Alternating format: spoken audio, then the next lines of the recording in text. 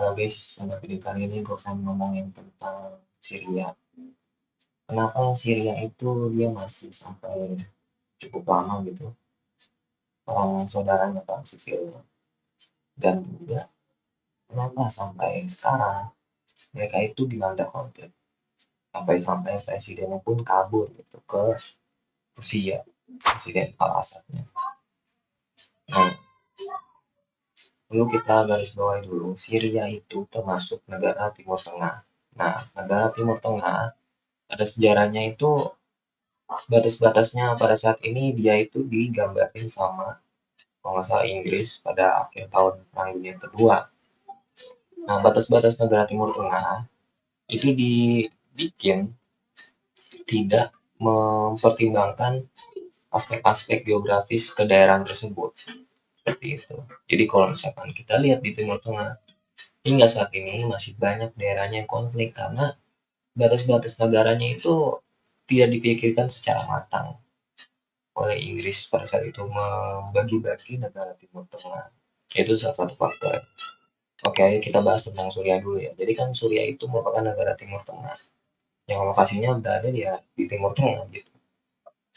Lokasinya dia itu berada di dekat Sungai Euphrates atau di daerah hulunya Sungai Euphrates.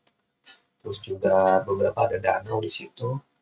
Dia itu bertetanggaan sesama di sebelah utaranya itu sama Turki, terus sebelah timurnya sama Irak, sebelah selatannya sama Yordania sama Israel, terus di sebelah timurnya itu sama Lebanon dan Laut Mediterania. Nah, Syria ini secara geografis dia itu berada di perempatan gitu, di perempatan. Jadi kalau misalkan di Syria itu kayak di tengah-tengah hampir seperti Indonesia. Dia di perempatan di antara benua Eropa, terus benua Asia, semenanjung Arab sampai benua Afrika gitu. Jadi uh, ya perempatan dia itu lokasinya strategis di mana flow barang, flow perdagangan itu ya pasti kemungkinan besar lewat Syria itu. Gitu. Lokasinya strategis ya teman-teman. Terus kita mesti ngebahas juga tentang aspek fisik geografisnya di Syria itu. Daerahnya tentu kan kayak semenanjung Arab apa Timur Tengah yang lain, dia itu daerah gurun gitu, daerah gurun, terus juga ada beberapa pegunungannya ya kan. Di pegunungannya Syria itu berada di daerah selatannya dekat Damaskus, ibu kota Damaskus di situ daerah pegunungannya. Terus juga dia ada satu sesar atau patahan geologi itu yang di sebelah dekat Laut Mediterania. Jadi di Syria ini secara geografis dia mungkin ada histori-histori kegempaannya gitu kan. Terus kebanyakan daerahnya itu tentu aja gurun kayak negara Timur Tengah lain, dan yaitu tadi beberapa ada pegunungan. Nah, pegunungan-pegunungan ini juga mempengaruhi itu adanya beberapa sungai-sungai yang lewat Syria. Nah, sungai-sungai di Syria ini kenapa penting kita bahas? Karena sungai-sungai ini secara peradaban itu membentuk peradaban di Syria gitu. Tentunya dia ada sungai yang paling terkenal itu Sungai Euphrates. Sungai Euphrates itu salah satu sungai awal mulanya peradaban Babilonia, peradaban paling kuno gitu, peradaban manusia paling kuno. Terus juga ada beberapa sungai lain yang akhirnya membentuk danau. Di situ ada beberapa danau besar kayak Danau Al-Asa, terus danau yang dekat Damaskus itu ada juga. Nah, sungai-sungai ini nantinya pasti akan mempengaruhi kota-kota yang ada gitu, ya kan? Oke, di sini juga saya kasih sini lihat peta populasinya, ya kan? Nah, itu tadi kayak yang sungai tadi, ngikut populasinya pun pusat-pusat populasinya ngikutin di mana sungai-sungai itu mengalir gitu. Karena ya tentunya aja manusia itu kan lebih baik nyari tempat yang lebih nggak panas gitu kan, kayak gurun, mendingan mereka tinggal dekat-dekat sungai. Dan juga akhirnya kota-kota besar yang di Suriah itu rata-rata di dekat sungai, seperti itu teman-teman.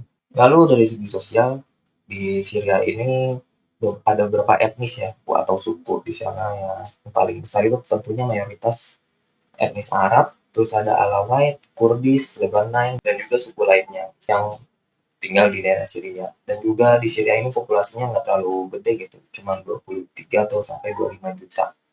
Dan juga bahasa resminya di sana pakai bahasa Arab, terus ada juga bahasa suku-suku lain kan kayak Kurdish, Armenian dan segala macamnya. Kemudian kalau misalkan daerah itu sukunya itu heterogen kayak Syria, dia tuh mempunyai potensi di divide and conquer gitu. Jadi kayak di adu dombanya tuh ada potensinya. Ya kayak 11-12 kayak negara kita, tapi negara kita kan lebih banyak gitu sukunya daripada dia. Tadi kita udah ngebahas tentang secara garis besar Suriah itu kayak gimana geografis dan sosialnya secara singkat.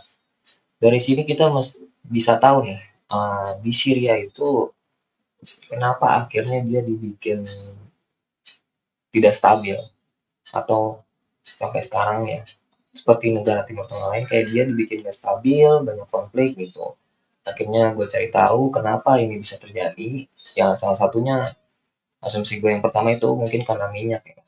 Dia kan daerah Timur Tengah, daerah Arab yang daerahnya itu banyak kaya akan minyak buminya.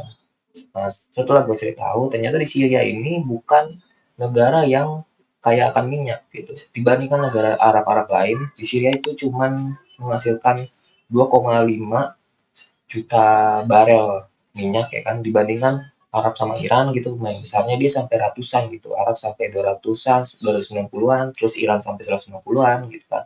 Irak tetangganya sampai 140-an miliar barel. Jadi tuh kalau minyak di sana itu nggak terlalu banyak gitu.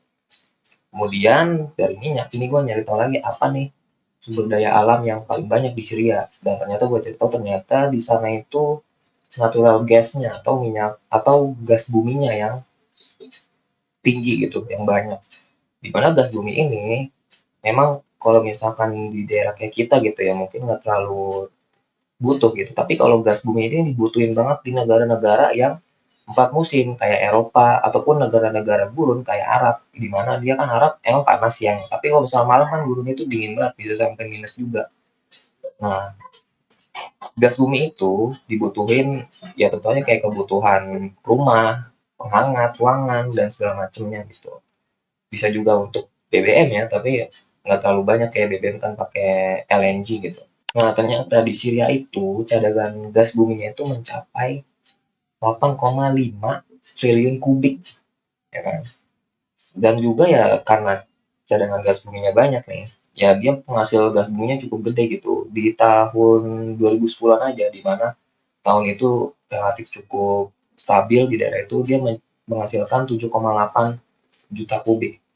Dan pada saat mulai-mulai perang saudara mereka di 2015 ya mereka cuma bisa menghasilkan 4 juta kubik tapi ya itu 4 juta juga udah gede kan 4 juta kubik gas alam. Nah dari kandungan gas alam di Syria ini yang banyak dan juga posisinya dia itu di perempatan gitu perempatan benua tadi benua Eropa dan juga benua Afrika dan juga semenanjung Arab juga Asia juga banyak pipa gas yang melewati Syria atau Suriah. Salah satu pipa gasnya itu ada pipa gas Qatar, Syria, Turki, yang pipa gasnya itu membentang dari Qatar, lewatin Arab, terus lewatin Syria, terus lewatin Turki ke Eropa. Nah ini kemungkinan pipa gasnya ini konsumennya itu daerah-daerah Eropa ya kan. Terus juga ada pipa gas dari Iran lewat Syria ke Laut Mediterania ke Lebanon gitu. Yang dimana kemungkinan ini pipa gasnya ada sangkut pautnya sama Iran buat ngekspor gas alamnya gitu lewatin Laut Mediterania.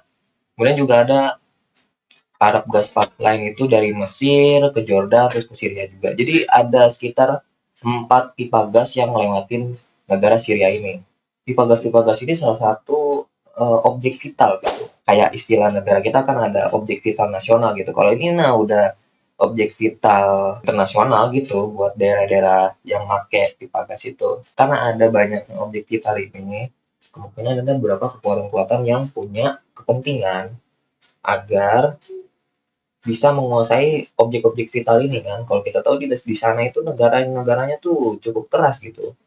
Cukup keras, terus ya beda sama budaya negara ASEAN kali yang cukup kompromi. Kalau di sana itu kalau ada objek vital, sebisa mungkin mereka harus nguasain sama negara-negara Timur Tengah tuh. Karena adanya potensi Syria ini negara-negara asing punya kepentingan biar jangan stabil, ya kan. Nah, makanya nih dari sini bergulir itu pertama-tama setelah gue telisik karena adanya Arab Spring.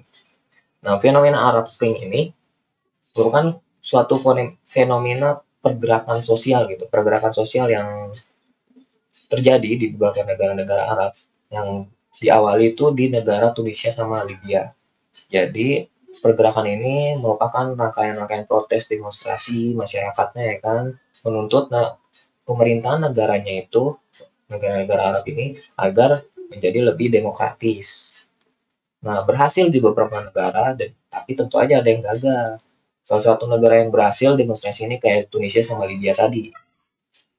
Masyarakatnya berhasil menuntut pemerintahan negaranya itu agar lebih demokratis.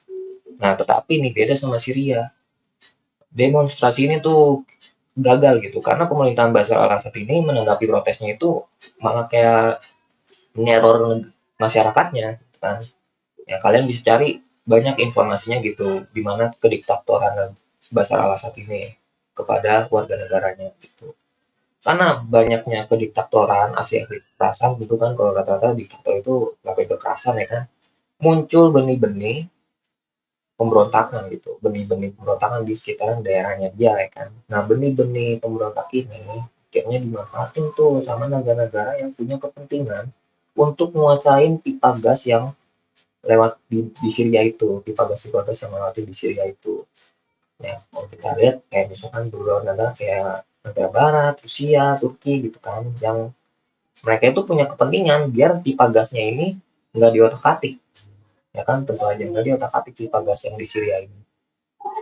Nah, mereka tentu aja melakukan segala macam upaya biar mempermudah mengendalikan pipa gas atau arus pergerakan gas bumi ke Eropa nih tentunya. Karena kan konsumen utama pipa gas di Syria ini adalah Eropa. Nah, setelah buat telisik, ya kan, di sana itu ada beberapa faksi pemberontak yang paling yang diidentifikasi dan cukup besar itu ada 4 kelompok. Ini gue tampilin pertanyaan. Selain faksi pemberontak, ini ke daerah kekuasaannya tuh jadi Syria tuh udah kepisah gitu. Ada pemerintahan, terus juga ada faksi-faksi pemberontak yang nguasain juga. Ternyata ada Jibungkung Israel itu nguasain daerah sebelah selatannya Syria nih, yang diwarnain warna biru gitu. Nah, setelah berisik ternyata ini backingan-backingannya ini bisa kita cari tahu gitu ya. Yang pertama nih, backingannya SDF, Syria Democratic Forces, itu tentu aja ya kan, dari namanya demokratiknya itu ternyata dia di backing sama US. Tentu aja US punya kepentingan di situ ya kan, biar negara-negara NATO atau negara-negara Eropa supply gas buminya itu aman gitu, terjaga. Terus dari faksi pemerintahannya sendiri Bashar al-Assad itu dibacking sama Rusia.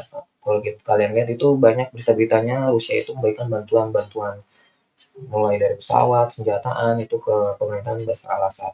Yang mereka ini dari dulu juga udah ini sih dekat hubungannya. Kemudian nggak ada faksi dari Hayat Tahrir di sebelah timur yang daerah kekuasaan itu warna hijau-hijau tua gitu kan sama hijau muda. Nah, Hayat Tahrir ini merupakan faksi pemberontak Syria itu yang terbentuk dari fragmen-fragmen Al-Qaeda sama ISIS yang di Syria yang waktu itu udah hancur gitu.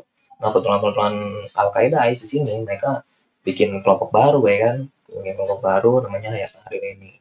Nah, ini backingannya ini belum bisa konfirmasi nih backing Hayat Tahrir ini siapa gitu. Tapi mereka cukup kuat sampai-sampai kan itu bikin Presiden Al-Assad kemarin itu kabur. Karena mereka udah hampir bisa nguasain daerahnya Damaskus, ibu kotanya Syria. Tapi di peta ini belum diubah. Kemudian di daerah utaranya itu ada Turkish Led Forces. Nah, ini rata-rata Turki ini memanfaatkan suku-suku Kurdis, ya kan, suku-suku Kurdis yang di daerah Syria bagian utara gitu. Mereka nggak terlalu, kayaknya sih kalau lihat nggak terlalu pengen menguasai pipa gas, tapi mereka kayak cuman kayak bikin buffer gitu. Buffer antara daerah konflik di Syria sama negara mereka gitu. Dia nggak terlalu benar-benar apa tetanggaan, benar-benar bersebelahan si Turki ini sama negara daerah konfliknya. Oke teman-teman, kayaknya video kali ini kayak gitu aja. Nah, ini ada beberapa referensinya, nanti gue taruh di video deskripsi. Ini link-linknya sekitar ada 10 referensi, bisa kalian baca. Oke, terima kasih semuanya, sampai jumpa video berikutnya.